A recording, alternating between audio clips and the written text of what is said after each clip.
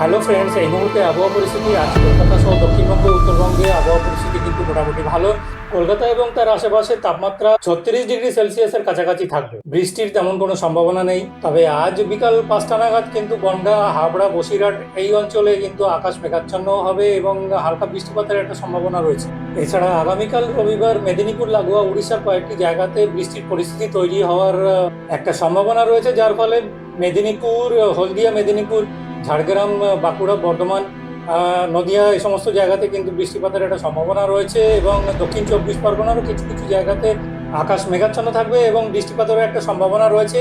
এই সময় অর্থাৎ আগামীকাল দুপুরে বাঁকুড়া, ঝাড়গ্রাম এইসব অঞ্চলে বজ্রবিদ্যুৎ সহ হালকা বৃষ্টিপাতের সম্ভাবনা রয়েছে এবং এই সময় হাওয়ার গতিবেগ থাকবে সর্বোচ্চ 15 কিলোমিটার/আওয়ার। তবে সোমবার কলকাতা সহ দক্ষিণ 24 পরগনা, উত্তর 24 পরগনা, হাওড়া, হুগলি, মেদিনীপুর এই সমস্ত অঞ্চলে, সারা দক্ষিণবঙ্গেই প্রায় সমস্ত অঞ্চলে কিন্তু বজ্রবিদ্যুৎ সহ বৃষ্টিপাতের সম্ভাবনা রয়েছে।